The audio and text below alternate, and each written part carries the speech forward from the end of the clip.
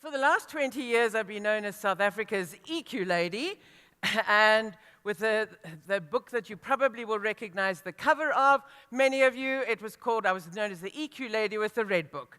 Now, all that's happened is I've gotten a lot older, and EQ has grown up, which we're now talking about personal intelligence as opposed to just emotional intelligence.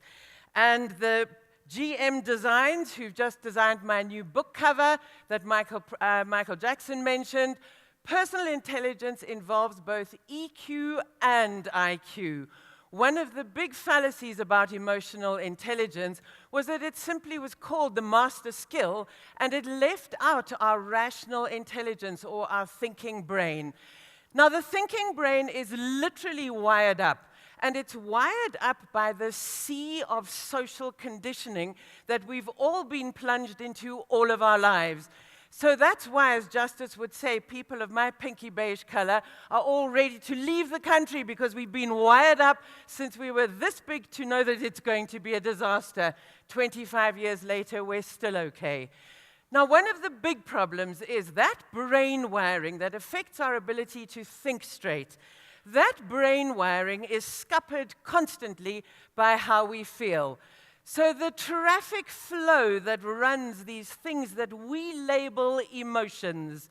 Emotions are simply the hormones or the chemical messengers that run between your thinking brain and your physical body, because we know the thinking brain controls the physical body.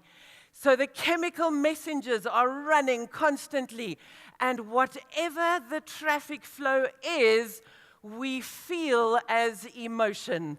So emotions tell us what is going on with our lives, and emotions always tell us the truth. Now, when it comes to the traffic, we've got two big categories in terms of emotion. One is the ability to love life. And if we love life, all the challenging bits, knowing that those challenges are simply going to actually be learning lessons that we'll get stronger from.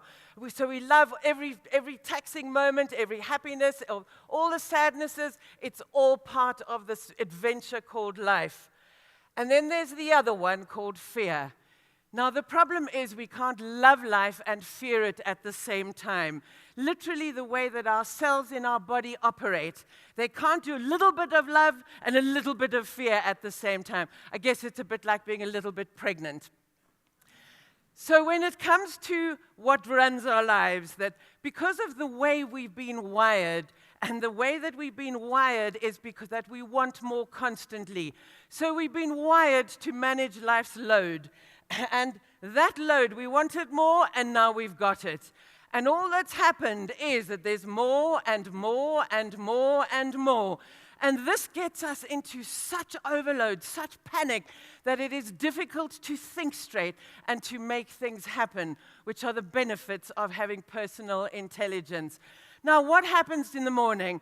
Our child says, I need 50 rand for the teacher at school. Panic! Because you haven't got it. So you get into the traffic, you find it from somewhere. You get into the traffic and somebody cuts you off. Panic!